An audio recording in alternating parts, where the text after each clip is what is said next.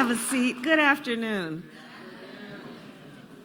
Have you all, has anybody been able to tour this facility? It's fascinating. It really is. Alex, where is Alex? And Graham, congratulations, and to your whole team on what you are doing here. Really, congratulations.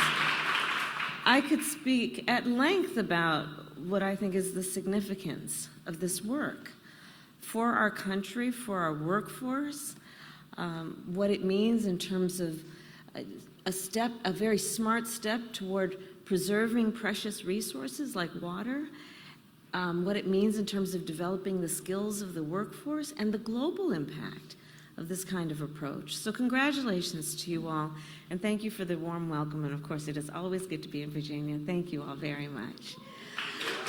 Thank you. Thank you. And to Congresswoman Jennifer McClellan, thank you always for your leadership. Always, and for welcoming us to your district. And I'll tell you, I see her hard at work in Washington, D.C., always fighting for the people of this district and the state.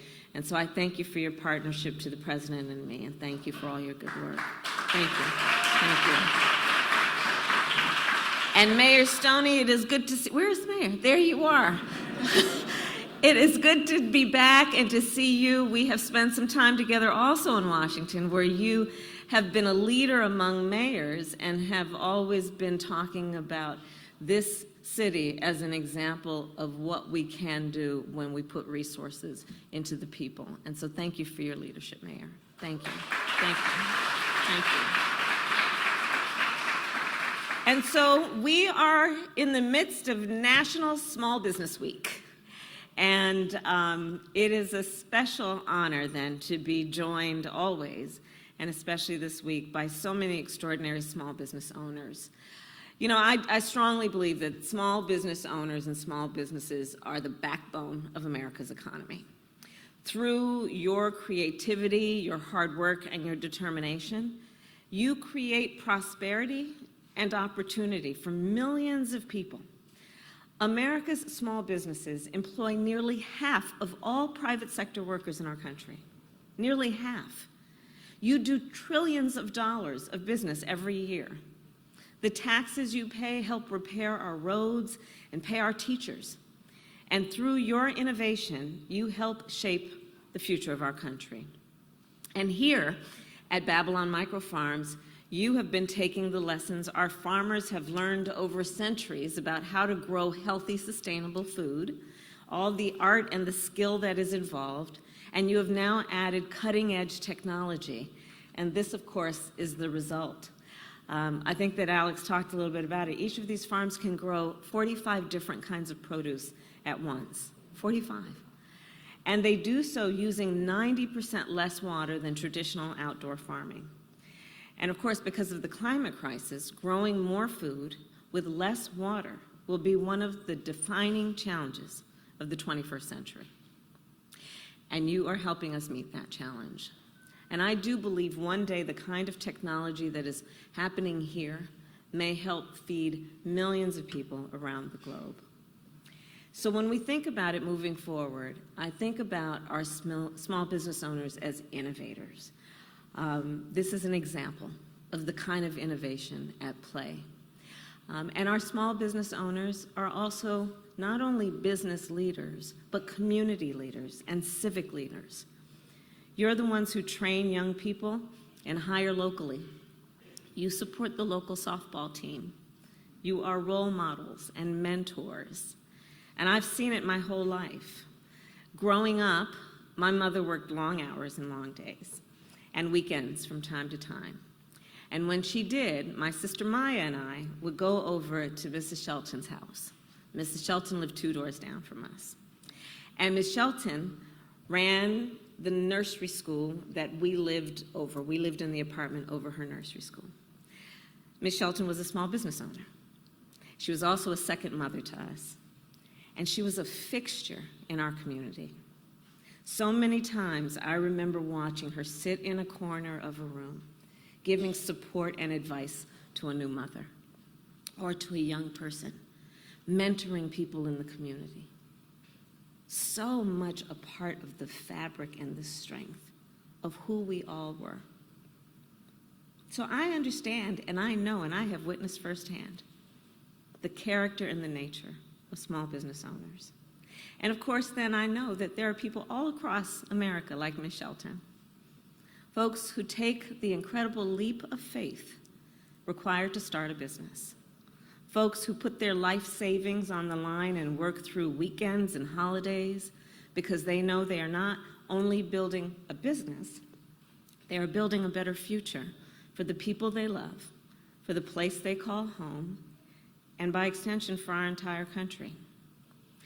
In my career, whether I was District Attorney of San Francisco, Attorney General of California, United States Senator, and now as Vice President, I have had the honor, the true honor, to work with and meet thousands of small business owners. And in each of them, I have seen the ambition and the aspiration that powers our nation.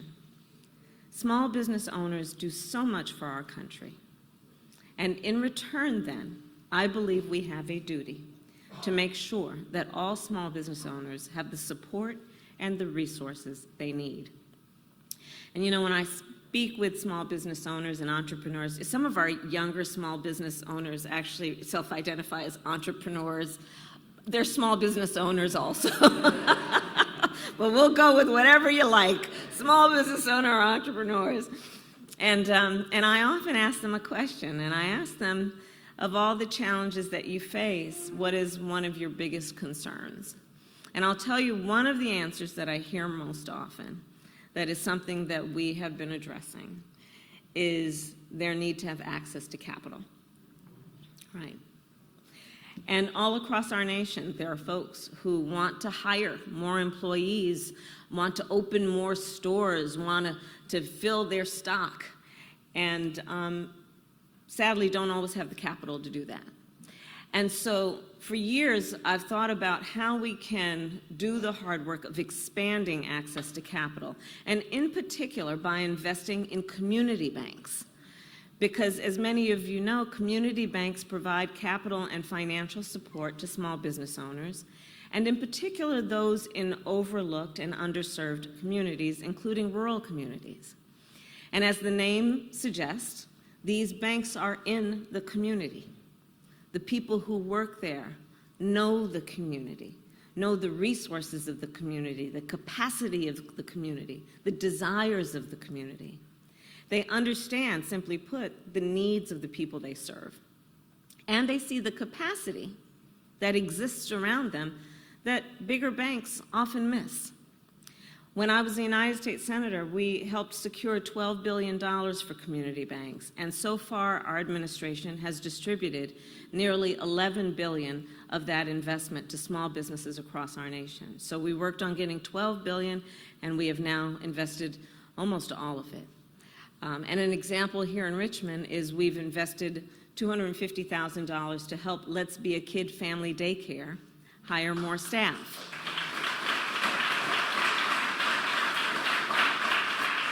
We invested more than $270,000 to help D&H Construction Services move into a new office. And these are just a couple of the many examples of what is happening.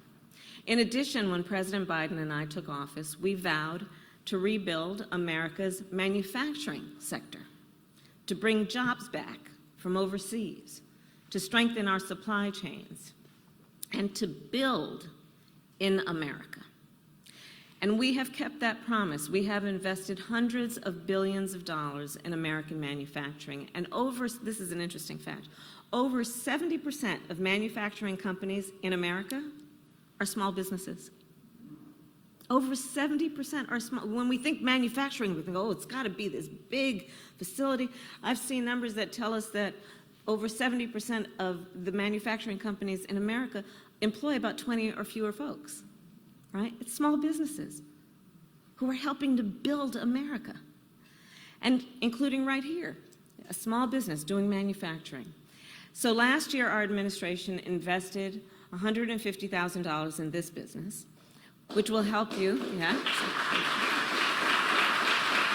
Alex and Graham, very happy about that. which will help this business as an example of what we're doing around the country. Expand production, hire more employees, and continue to shape, as is the case here, the future of farming. And the story then of this business is one of many stories around our country.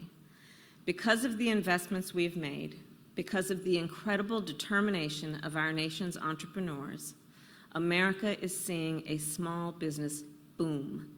Since we took office, 10.5 million new small businesses have been filed in terms of applications for opening. Can you imagine? And think about what that means, not only for those individuals, but for the people they will hire and for the communities in which they exist. It's so very exciting. And as a result, part of the connection there is what we have done to create more than 12.5 million new jobs. More jobs were created in 2 years that we've been in office than any administration has created in 4. And when we invest in small businesses, we are all very clear. We are investing in jobs, in opportunity, and innovation. And I will say, finally, when we invest in small businesses, we invest in America. So thank you all for the work you do. May God bless you, and may God bless the United States of America. Thank you all.